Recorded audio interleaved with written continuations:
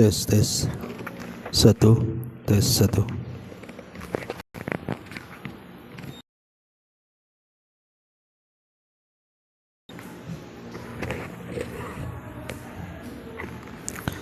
Kita mulai.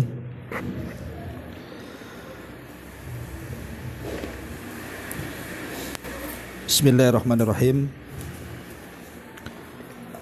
Assalamualaikum warahmatullahi wabarakatuh.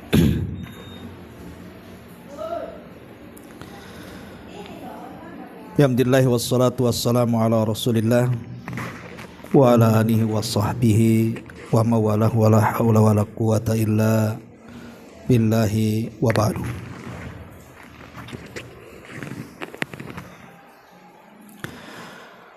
Taib, kita lanjutkan kajian kita. Masih membahas kitab Bahjah Qulubil Abrar. Kita masuk pada poin ke-23 tentang seputar kucing. Kita baca dulu hadisnya baru kita jelaskan. An Abi Qatadah radhiyallahu anhu qala, dari Abi Qatadah radhiyallahu an mengatakan, Rasulullah sallallahu alaihi wasallam fi al-hirrati,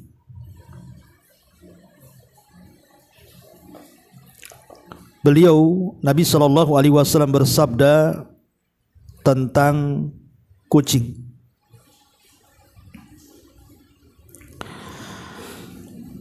Kemudian Nabi sallallahu alaihi wasallam mengatakan, innaha laysat binajasin, innaha minat tawafina alaikum wat tawafat. Rawahu Malik wa Ahmad wa ahlus sunani al-arba'. Kata Nabi sallallahu alaihi wasallam, sungguh kucing itu tidak najis.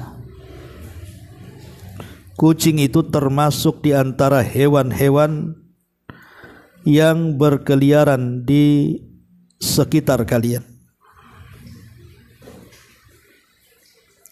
Taib.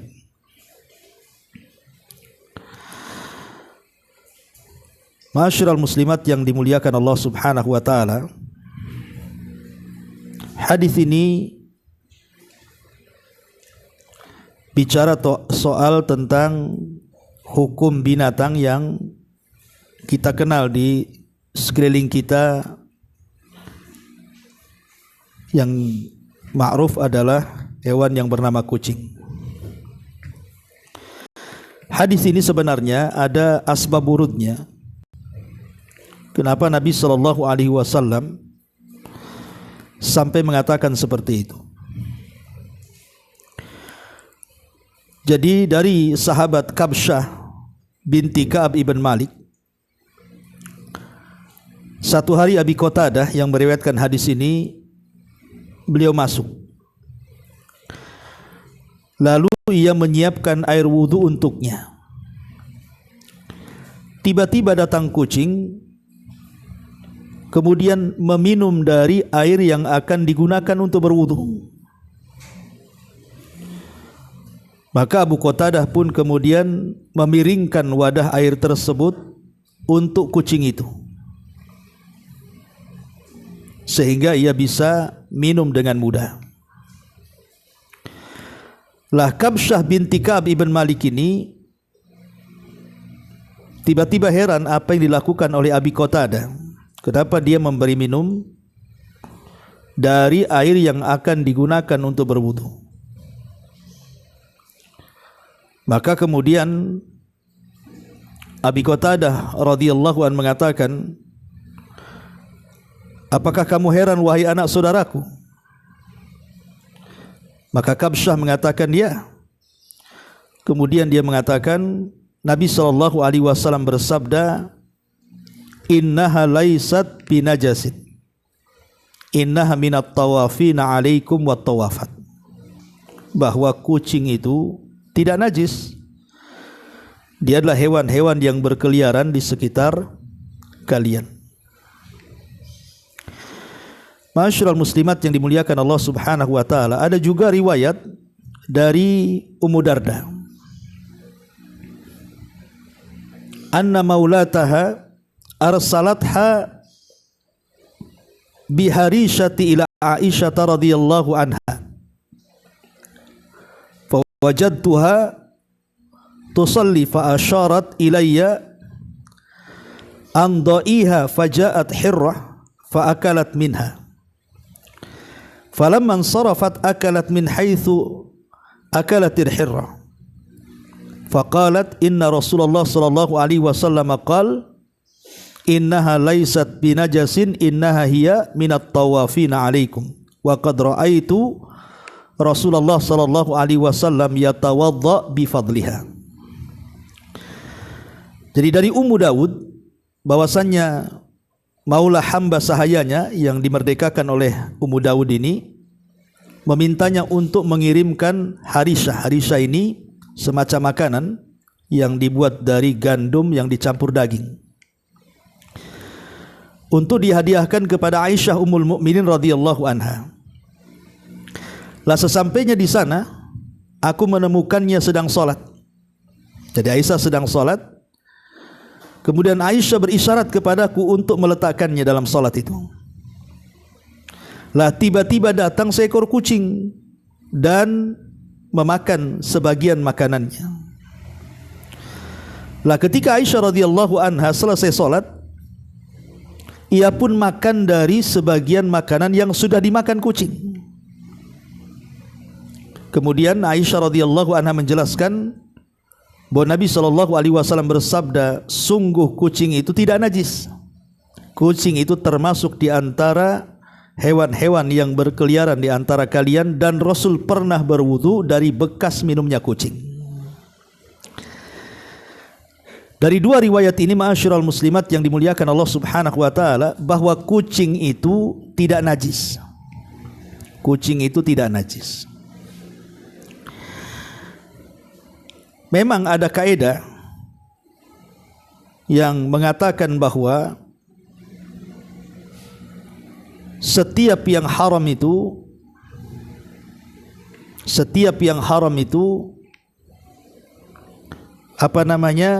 kotorannya najis. Setiap yang binatang yang makan dan hukumnya haram itu kotorannya najis. Bahkan badannya juga najis, seperti anjing umpamanya, itu diperselisihkan ulama. Jumhur mengatakan najis sak badan-badannya. Tetapi khusus kucing tidak. Kucing itu suci badannya. Tetapi walaupun demikian kotorannya tetap najis, ya. Walaupun dia haram dimakan, tetapi dia suci badannya. Tapi khusus kotorannya seperti kencingnya atau beraknya itu najis itu. Makanya saya nasihatkan ibu-ibu yang suka dengan kucing, maka harus rajin membuang kotorannya, dan kalau bisa ada tempat khusus untuk beraknya, untuk kencingnya, supaya tidak tercecer kemana-mana, karena yang namanya benda najis tentu akan memadaratkan. Baik, kita akan kembangkan ma'asyiral muslimat yang dimuliakan Allah Subhanahu wa taala soal kucing ini. Ada beberapa masalah yang mungkin kita akan bahas. Yang pertama, soal memelihara kucing. Apakah memelihara kucing itu boleh atau tidak? Yang kedua, jual beli kucing. Apakah jual beli kucing itu diperbolehkan dalam Islam? Kemudian yang ketiga, ada beberapa kepercayaan di masyarakat soal kucing, seperti kucing hitam yang tidak ada warna selain hitam, itu dikatakan syaitan. Bahkan jin terkadang beralih rupa kepada kucing yang hitam, sehingga orang yang bermimpi dan mimpinya kemudian berjumpa dengan kucing hitam, berarti orang itu sedang kerasukan jin. Kemudian juga di masyarakat, kalau nabrak kucing maka bangkainya harus dimuliakan, dikubur benar-benar supaya tidak kualat dan begitu seterusnya. Nanti kita akan bahas seputar 3 soalan ini. Ma'asyiral muslimat yang dimuliakan Allah Subhanahu wa taala. Pertama bicara soal merawat kucing dulu ya. Apakah merawat kucing itu dibolehkan di dalam Islam? Ma'asyiral muslimat yang dimuliakan Allah Subhanahu wa taala. Pada dasarnya memelihara binatang itu selama tidak ada larangan, maka tidak ada masalah. Kecuali ada larangan ya. Seperti umpamanya memelihara anjing itu memang ada larangannya.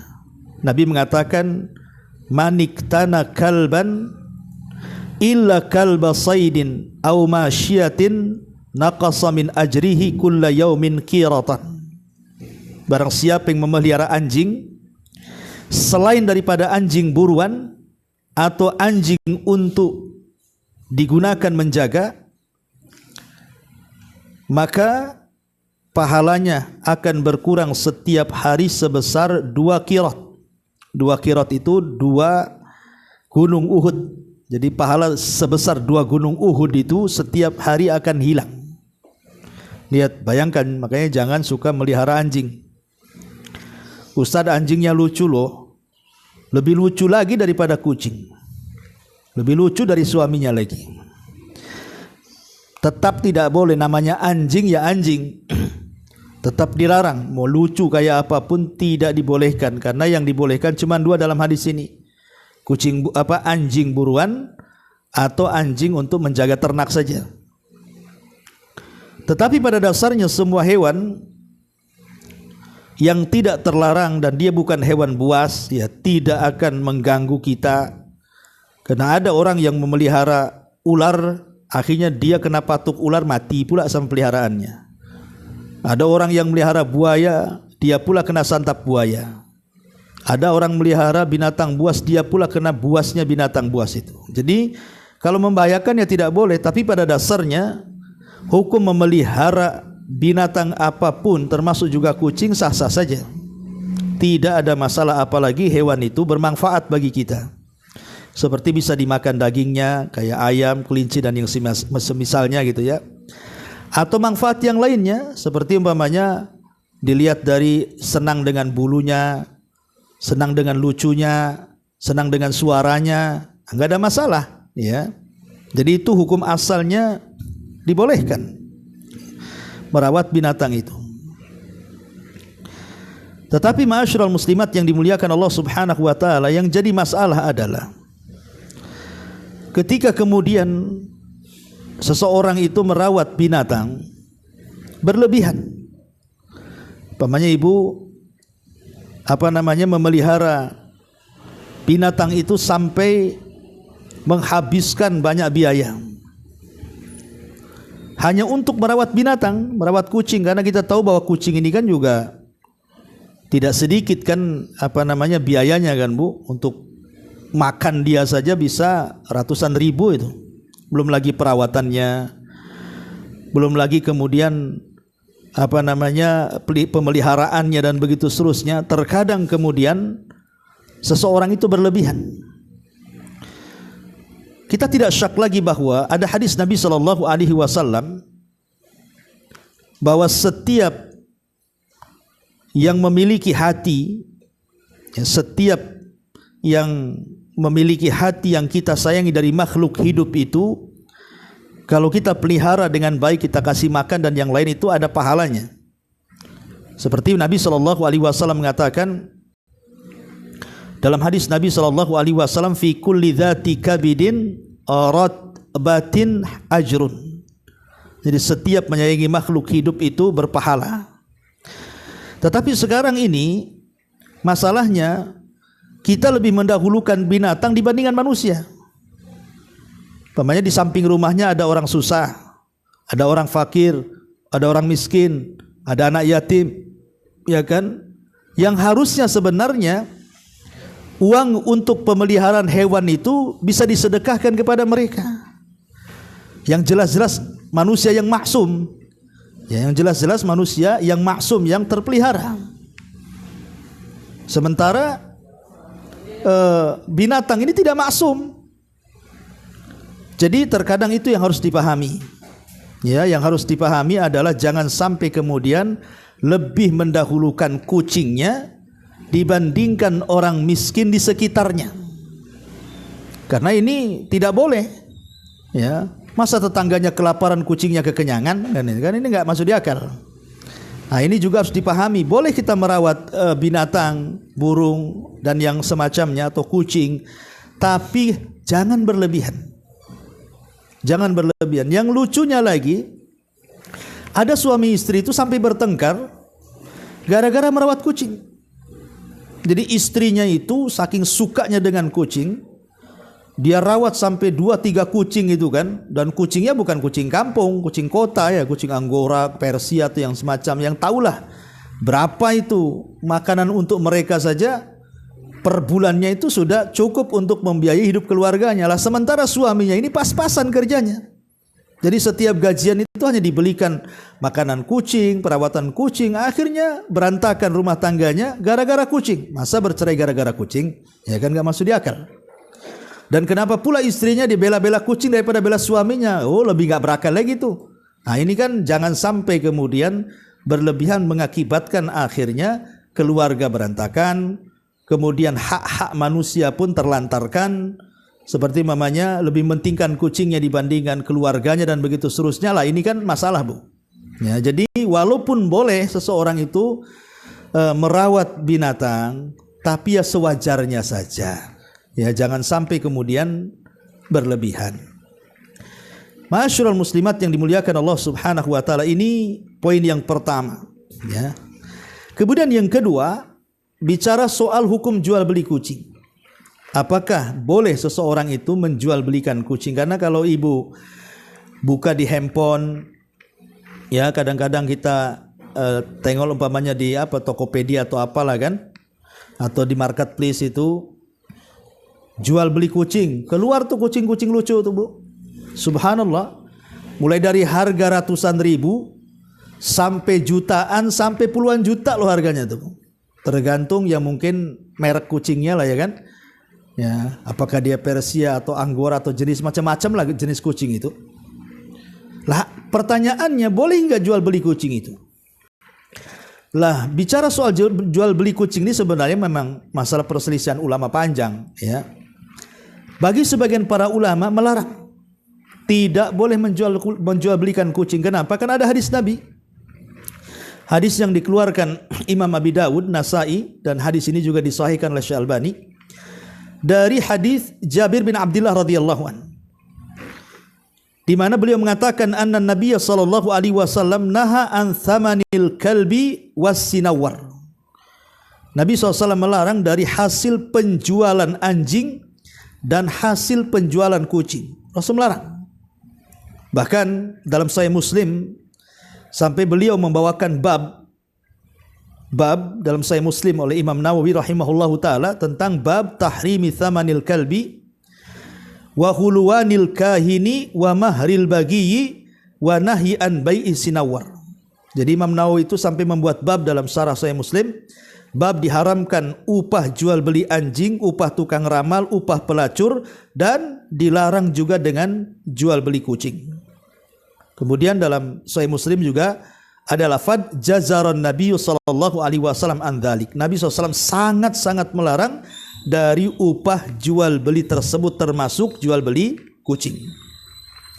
Dari hadis ini maka banyak para ulama, baik yang salaf ataupun yang khalaf, baik yang dulu atau yang kontemporer seperti umpamanya Syekh Shalih Fauzan, ya, dan banyak juga para ulama yang lainnya mengatakan bahwa jual beli kucing itu haram, tidak boleh. Boleh kita merawatnya, ya, umpamanya dengan meminta atau dikasih kita rawat, tidak ada masalah. Atau mungkin ada kucing kampung atau datang ke rumah sendiri, kemudian kita kasih makan, akhirnya lama-lama betah di rumah kita, kemudian kita rawat, nggak ada masalah, ya. Tapi kalau umpamanya terjadi jual beli kucing, menurut pendapat yang pertama haram hukumnya, tidak boleh, dan tidak boleh memakan upah jual beli kucing ini. Ini satu pendapat.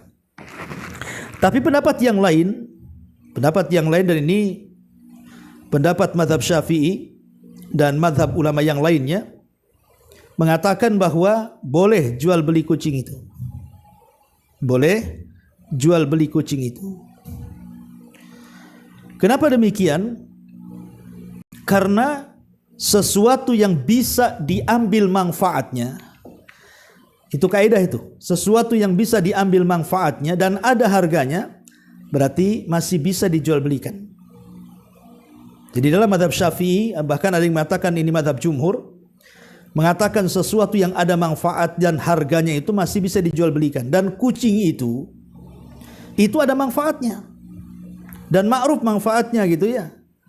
Seperti mamanya bisa dilihat dari segi warnanya, suka dengan warnanya, kemudian suka dengan bentuknya, kemudian suka dengan lucunya. Kemudian sebagian kucing itu juga terkadang menangkap tikus, ya, menangkap kecoa, menangkap binatang-binatang kaki seribu dan macam-macam lah binatang-binatang yang ada di rumah kita yang terkadang membuat jijik dan membahayakan. Lah kadang-kadang oleh kucing itu ditangkap dan dimakan atau dibunuh kan gitu. Itu kan ada manfaatnya juga tuh. Sehingga dari sinilah maka dalam mazhab Syafi'i dan yang mazhab-mazhab yang lainnya mengatakan boleh jual beli kucing itu karena ada manfaatnya. Kemudian ada juga mereka membantah, lalu bagaimana dengan hadis Nabi SAW tadi? Nabi SAW melarang jual beli kucing. Ada yang mengatakan bahwa tambahan bai'i sinawar, ketika Nabi SAW mengharamkan upah jual beli anjing dan upah jual beli kucing, maksudnya tambahan kucing itu adalah tambahan lemah dalam hadis itu. Ini bantahan mereka yang membolehkan menjual kucing. Jadi tambahan kucing dalam hadis itu lemah, artinya yang ada hanya larangan jual beli anjing saja. Kemudian mereka juga mengatakan, oke lah kalau hadis itu sahih, tambahan kucing itu memang ada dalam hadis itu, maka kalimat sinawar ini maksudnya adalah kucing liar, bukan kucing peliharaan. Apa bedanya kucing liar dengan kucing peliharaan itu? Maksudnya kucing liar ini kan membahayakan. Ya, jadi kalau kucing yang membahayakan, nyakar, terkadang bisa menggigit anak kita. Ya, pokoknya kalau istilahnya sinawar itu kucing-kucing liar yang nakal gitu ya, yang membahayakan, itu yang dilarang. Adapun kucing-kucing yang kemudian tidak membahayakan artinya ya bisa dinikmati gitu ya. Maka itulah yang dimaksud dibolehkan maksudnya untuk jual beli kucing itu. Jadi kucing yang tidak membahayakan. Kalaupun hadis itu saya dibawa ke situ. Wallahu alam. Ya, terserah ya, ibu mau milih pendapat yang mana gitu, yang membolehkan atau tidak. Cuman kalau saya pribadi, ya, saya lebih cenderung melarang. Ya, sebaiknya tidak melakukan jual beli kucing. Ya, kecuali kalau kucingnya ada yang ngasih, ya, atau mungkin kucing kampung datang ibu rawat ya enggak masalah. Tapi kalau dijadikan bisnis jual beli kucing, sebaiknya kita keluar dari khilaf ulama. Ya, keluar dari khilaf ulama, khawatir yang kuat itu yang melarang, akhirnya kan kita masuk ke hasil yang tidak dibolehkan dalam Islam. Itu nasihat saya. Wallahu a'lam. Taib, kemudian yang ketiga, bicara soal beberapa kepercayaan di masyarakat. Karena ada orang yang bertanya juga kepada saya itu tentang, Ustaz, apakah kucing hitam itu sama dengan anjing hitam, katanya kan. Karena kan Nabi SAW dengan tegas ketika bicara soal anjing hitam itu kan minasyaiton, dia adalah setan. Ketika itu Nabi SAW melarang apabila seseorang salat dan tidak menggunakan sutroh, kemudian lewat anjing di depan kita, anjing hitam, maka batal salatnya. Jadi sahabat bertanya kepada Nabi SAW, apa alasannya? Maka Rasul mengatakan karena anjing hitam itu adalah setan. Dan juga ada hadis yang mengatakan disuruh untuk membunuh anjing yang berwarna hitam. Maksudnya hitam yang gak ada warna lain ya Bu ya.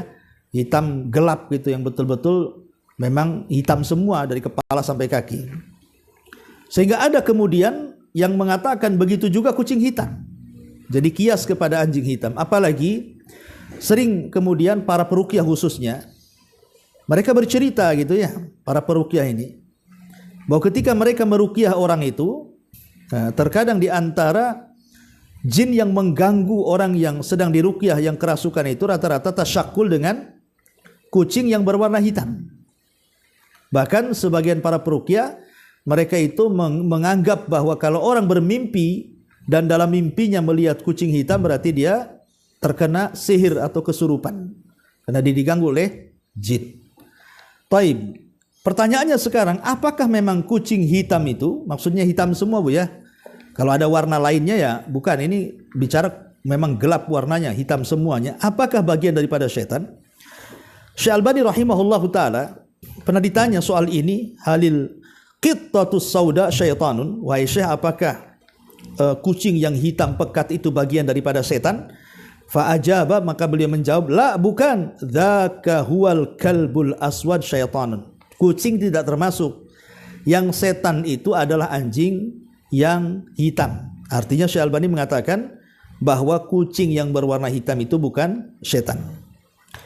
Dan juga Lajnah Daimah juga ditanya, para ulama yang ada di riset fatwa kerajaan Saudi Arabia, ketika ditanya apakah kemudian kucing hitam itu adalah setan, maka mereka mengatakan bukan. Mereka mengatakan bukan. Bahkan sebenarnya tradisi jahiliyah di zaman Nabi SAW, kalau ada binatang yang berwarna hitam, tidak mesti kucing, pokoknya binatang apa saja yang berwarna hitam itu orang-orang jahiliyah menganggap itu jin. Jadi ini bagian daripada keyakinan orang-orang jahiliyah. Maka sekali lagi saya katakan bahwa kucing hitam itu bukan setan, karena nasnya cuman bicara soal anjing hitam. Tidak ada nas tentang masalah kucing hitam. Ya, boleh jadi mungkin para peruqyah benar mereka mengatakan seperti itu, tetapi jangan dilazimkan. Ya mungkin sekali-kalilah, mungkin jin itu tasyakul, berubah bentuk menjadi kucing hitam, mungkin, kemungkinan bisa, karena bukan aja tasyakul dengan kucing hitam, jin tasyakul dengan manusia aja bisa kan gitu ya. Ya boleh jadi sekali-kali, tapi kalau kemudian diponis bahwa kucing hitam setan, maka tidak dibolehkan. Tidak ada riwayatnya ya yang mengatakan seperti itu. Ma'asyiral muslimat yang dimuliakan Allah Subhanahu wa taala, seandainya pun umpamanya, taruhlah kita bicara seandainya ada kucing hitam di rumah tuh Bu. Kucing umpamanya kucing kampung atau kucing apa masuk ke rumah, warnanya hitam, gelap, sak mata-matanya hitam umpamanya Bu ya.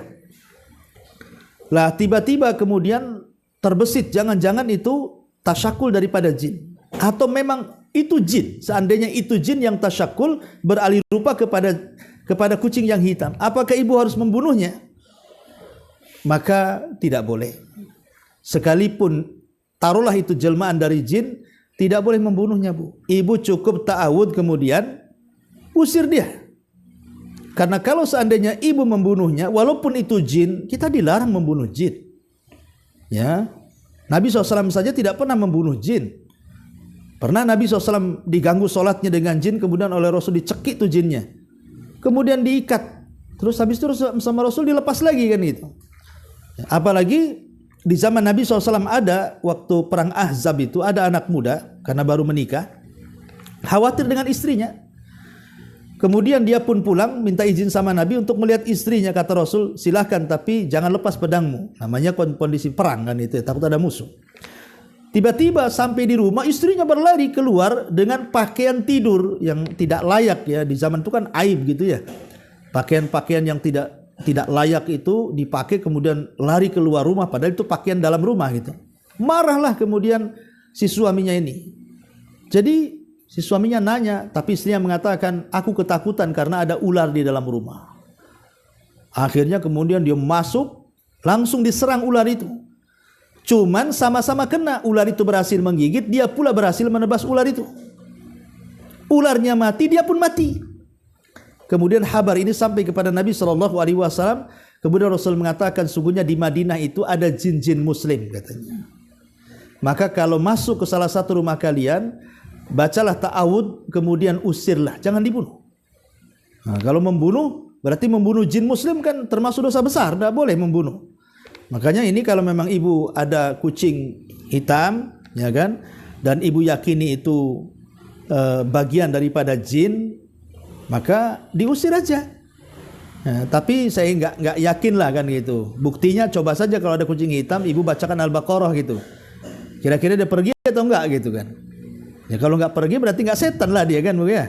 Kadang-kadang kucing ini kadang-kadang mereka keluar kemudian masuk ke rumah kita itu mereka cari makan sebenarnya itu.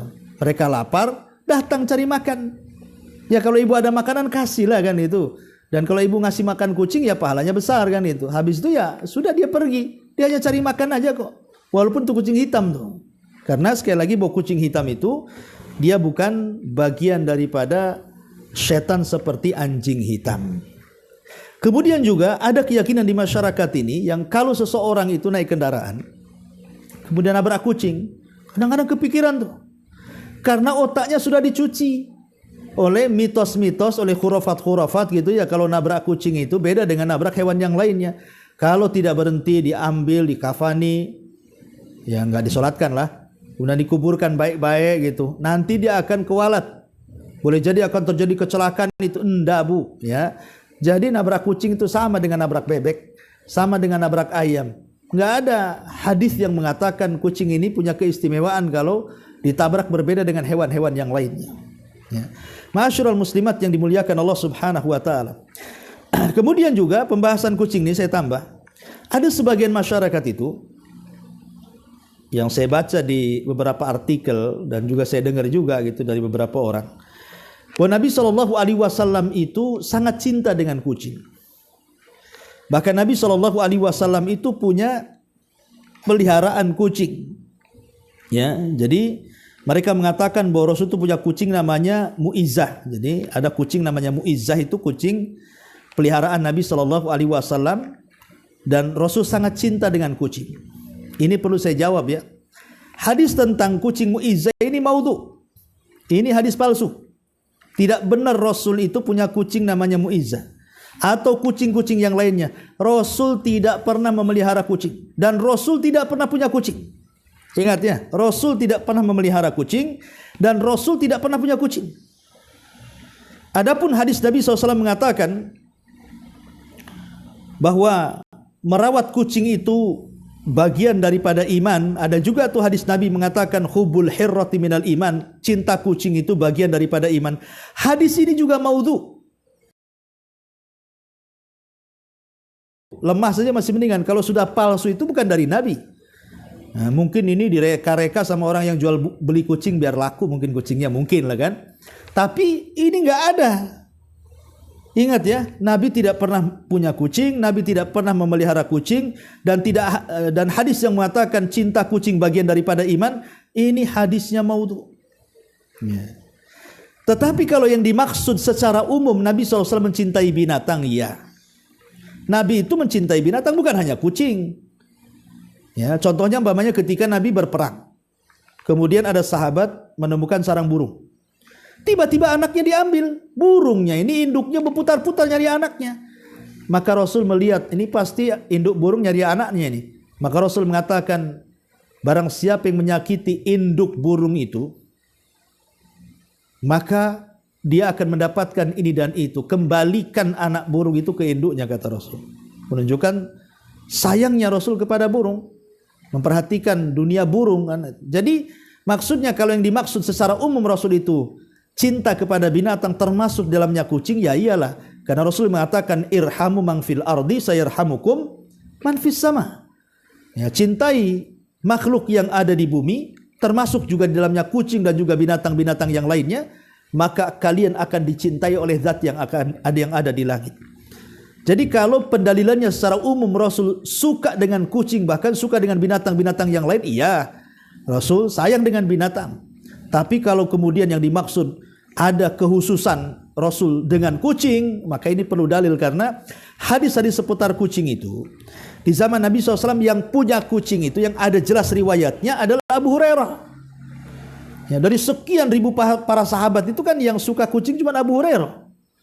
Ya, karena kalau dia ngaji dia bawa anak kucing, kemudian dikantongi, ya nanti habis ngaji dibawa, sehingga Rasul takjub dengan Abu Hurairah ini dan ditanya, itu apa yang kau bawa ya Abu Hurairah? Kata Abu Hurairah, anak kucing. Maka Rasul mengatakan langsung yang tadinya namanya Abdurrahman ibn Sakhr, langsung oleh Rasul dikasih nama ya Abal Hir katanya. wahai bapaknya kucing, ya, atau ya Aba Hurairah, wahai bapak kucing kecil gitu ya. Jadi para sahabat yang punya kucing itu cuman Abu Hurairah, dan Nabi SAW tidak melarang Abu Hurairah untuk merawat kucing. Artinya boleh seseorang itu merawat kucing selama hak-haknya dipenuhi, Bu ya. Karena ada hadis yang mengatakan gara-gara kucing orang masuk neraka di zaman Bani Israel. Kata Nabi SAW, udzibati mar'atu fi hirratin habasatha, yang sudah kita bahas kan, bahwa ada seorang wanita diazab di neraka gara-gara seekor kucing. Kemudian ditanya, kok bisa wanita itu masuk neraka wahai Rasul? Kenapa bisa diazab dia? Karena kata Nabi SAW, karena dia mengurung kucing itu, nggak ngasih makan, nggak ngasih minum, sampailah dia makan dari rapi-rapi dinding, akhirnya dia mati. Maka Rasul mengatakan, udzibatil mar'atu fi hirratin habasatha. Maka wanita itu diazab gara-gara kucing yang dipeliharanya, tapi tidak diberikan kesejahteraan kepadanya, tidak dikasih makan, tidak dikasih minum. Artinya kalau merawat binatang, hak-hak binatang itu dipenuhi, Bu. Ibu suka kucing, ibu suka burung, ibu suka apa, harus dipenuhi haknya. Di antaranya makanannya, minumannya, tempat tinggalnya. Sebagaimana kita juga ada nafsu biologis, maka mereka juga punya. Ya, supaya ada keturunan juga kan gitu. Jadi hal-hal yang seperti itu harus diluruskan tentang masalah memelihara binatang itu. Dan yang lebih dari itu, ya kalau bisa, karena kucing ini juga kotorannya najis, Bu. Ya, kemudian juga kencingnya najis, maka sebaiknya kalaupun harus merawat itu, ya rawatlah di luar rumah. Umpamanya ditaruh di teras gitu ya. Jangan taruh dalam rumah. Terkadang kucing ini kalau taruh dalam rumah, Bu, kan ada karakter-karakter kucing, orang-orang yang ahli kucing itu. Kalau kucing itu protes kadang-kadang sama kita, dia berak sembarangan, dia kencing sembarangan, kan gitu protesnya kucing itu, Bu. Ya, nggak tahu ya pakar-pakar kucing di sini ada nggak nih? Ya, saya baca seperti itu. Nah, kalau dia sedang protes dengan kita dalam rumah, khawatir dia masuk ke tempat sholat berak pula di sejadah kan jadinya. Atau karena kan sifat kucing itu kalau habis berak, kalau habis kencing itu kan kakinya dia kayak ada menutup-nutupi tempat berak kencingnya kan, padahal nggak ada pasirnya di situ tuh. Nah, dikhawatirkan punya beraknya kena kakinya, kencingnya kena kakinya, lari ke tempat tidur, lari ke tempat sholat, kan akhirnya memadaratkan semuanya, Bu. Ya. Makanya itu harus diperhatikan. Ya sebaiknya kalaupun harus merawat binatang, ya taruhlah di luar, di teras gitu ya, sehingga tidak memadaratkan. Kalaupun harus masuk ke rumah, ya sekali-kali. Ya, kadang-kadang yang lebih ada yang berlebihan sama kucing itu. Makanya ini yang harus dipahami tentang seputar kucing. Baik, kita kembali kepada perkataan pengarang di sini. Hadis ini, kata beliau pengarang, mengandung dua prinsip pokok. Pertama, al-masyaqqatu tajlibut taisir. Kesulitan itu mendatangkan kemudahan. Ya. Dalam syariat Islam, antara wujud prinsip ini adalah bahwa benda-benda yang ada asalnya suci akan tetap suci walaupun tersentuh oleh kucing. Sehingga tidak wajib untuk mencuci segala yang tersentuh oleh mulutnya, tangannya, kakinya. Karena Rasulullah mengatakan, innaha minat tawafina alaikum wat tawafat. Sungguh kucing itu termasuk hewan-hewan yang berkeliaran di antara kita. Artinya apapun benda di rumah, entah piring, entah sendok, ya kalau tersenggol oleh kucing, terjilat oleh kucing dan begitu seterusnya, tidak menjadikan najis. Ya, ingat, tidak menjadikan najis. Ini yang pertama. Ya.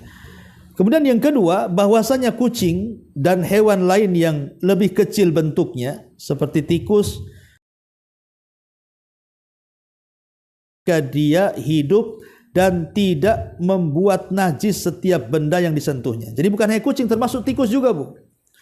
Jadi kalau tikus mamanya dia lari kemudian nginjak-nginjak piring, masuk ke pakaian, maka tidak jadi najis yang diinjaknya, yang disentuhnya selama dia hidup, Bu. Sebab kalau dia mati jadi bangkai, najis. Bukan masalah tikusnya, tapi bangkainya. Ya, bangkai tikus najis. Bangkai kucing pun najis gitu ya kalau sudah jadi bangkai. Ya, tapi kalau dua-duanya masih hidup, maka semua badan sak liur-liurnya dianggap najis kecuali kotorannya. Ini yang kedua. Yang ketiga, hewan yang najis ketika hidup ataupun mati, baik tubuhnya secara utuh, bagian-bagian tubuhnya, dan juga kotorannya, contoh anjing, seluruh hewan buas, babi, dan yang semisalnya. Artinya kucing tidak termasuk di sini. Kemudian yang selanjutnya, hewan yang suci ketika hidup namun najis setelah mati, contohnya kucing dan yang lebih dari kucing bentuknya, tikus dan yang semacamnya. Kemudian di sini hewan tersebut tidak bisa jadi halal karena disembelih atau dengan cara lainnya. Jadi walaupun kucing itu tidak najis, jangan pula ibu sembelih kucing, ibu buat gulai kucing, nggak boleh. Ya, rendang kucing nggak boleh. Memang dia nggak najis, tapi haram dimakan. Ya, ingat dia tidak najis tapi haram dimakan, nggak boleh. Ya. Kemudian yang ketiga, hewan yang suci ketika hidup dan mati, namun tidak dimakan, tidak boleh dimakan. Contoh adalah serangga yang darahnya tidak mengalir. Ini pun sama, tidak boleh. Ibu makan kecoa tidak boleh. Ya. Kemudian yang keempat, contohnya adalah hewan-hewan yang boleh untuk dimakan seperti kambing, ayam, itu boleh. Ya. Dan kotorannya juga tidak najis, ya, karena bisa dimakan.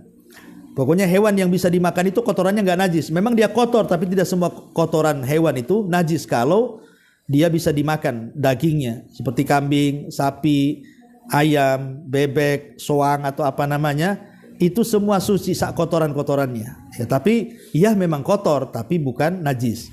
Yang kelima, hewan yang suci ketika hidup dan setelah mati halal dimakan, baik disembelih ataupun tidak. Contohnya hewan-hewan laut dan juga belalang. Nah, itu walaupun nggak disembelih mati halal. Ya, tapi kalau ayam tidak boleh disembelih dulu. Ya. Ini diantara kaidah soal hewan.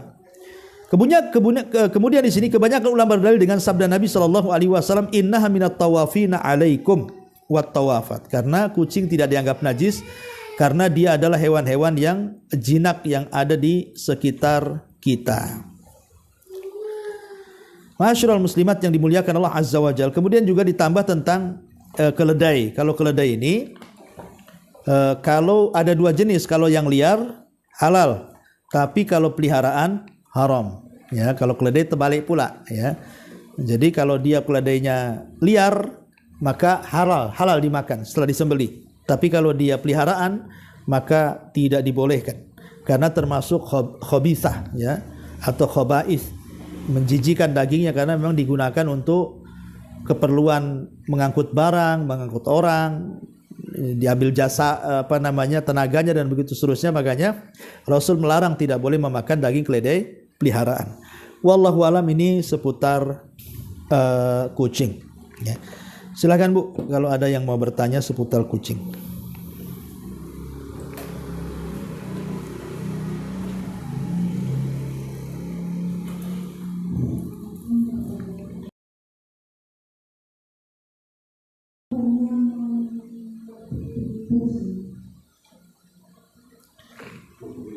Apa hukumnya mengkebiri kucing? Ya, ini juga pernah ditanyakan oleh para ulama. Apakah boleh seseorang itu mengkebiri kucing? Boleh, Bu. Yang umpamanya ibu ini punya peliharaan kucing gitu kan, karena takut dikhawatirkan tidak bisa memberikan hasrat biologisnya, ya. Mungkin dia suka melahirkan kalau yang betina, kalau yang jantan nanti pas waktunya musim kawin dia minggat dari rumah takut hilang dan begitu seterusnya, maka mengkebiri kucing boleh. Ya, ulama membolehkan. Nah, tetapi sekali lagi harus ibu ganti sebagai imbalan dari mengkebiri, karena kan kalau kucing dikebiri kan dia banyak makan tuh. Ya, dia akan gemuk. Ya. Jadi harus sesuai imbalannya, karena dikebiri tentu dia akan banyak makan, ya ibu harus banyak ngasih makan lah kan itu. Dijaga kesejahteraannya. Wallahu alam, ulama mengatakan boleh, ya. Ya.